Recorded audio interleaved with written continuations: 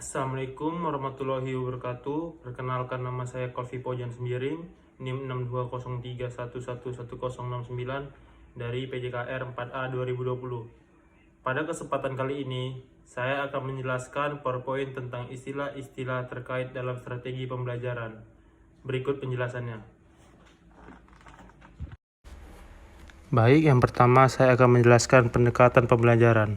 Pendekatan pembelajaran diartikan sebagai titik tolak atau sudut pandang guru terhadap proses pembelajaran, yang merujuk pada pandangan tentang terjadi suatu proses yang sifatnya masih umum. Penjelasan yang kedua yaitu desain pembelajaran. Desain pembelajaran merupakan praktik penyusunan media teknologi komunikasi, dan isinya membantu agar dapat terjadi transfer pengetahuan secara efektif antara guru dan peserta didik. Yang ketiga, strategi pembelajaran. Strategi pembelajaran adalah suatu pola umum perbuatan guru di dalam perwujudan kegiatan belajar mengajar. Menurut Ahmad Rohani, strategi pembelajaran adalah pola umum tindakan guru dan murid dalam manifase pengajaran. Senada dengan pendapat itu, Saiful Bahri dan Aswan Zain berpendapat bahwa strategi pembelajaran adalah merupakan pola-pola umum kegiatan guru anak didik dalam mewujudkan kegiatan belajar mengajar. Untuk mencapai tujuan yang telah digariskan, J.R. David juga dalam Wina Sanjaya menyatakan bahwa dalam strategi pembelajaran terkandung macam perencanaan. Artinya bahwa strategi pada dasarnya masih bersifat konseptual tentang keputusan-keputusan yang akan diambil dalam suatu pelaksanaan pembelajaran.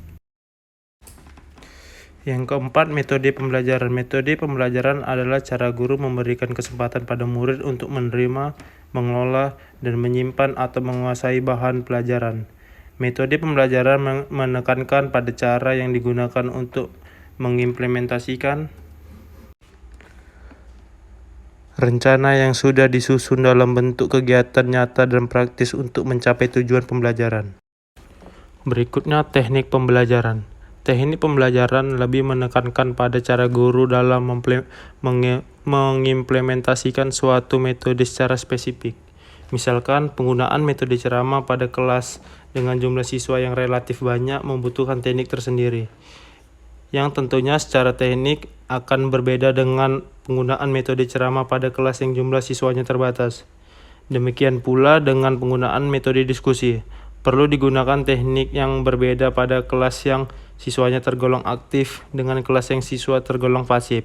Dalam hal ini, guru pun dapat berganti-ganti teknik meskipun dalam koridor metode yang sama. Selanjutnya, taktik pembelajaran. Taktik pembelajaran merupakan gaya seseorang dalam melaksanakan metode atau teknik pembelajaran tertentu yang sifatnya personal. Misalkan, terdapat dua orang yang sama menggunakan metode ceramah, tetapi mungkin akan sangat berbeda dalam taktik yang digunakannya.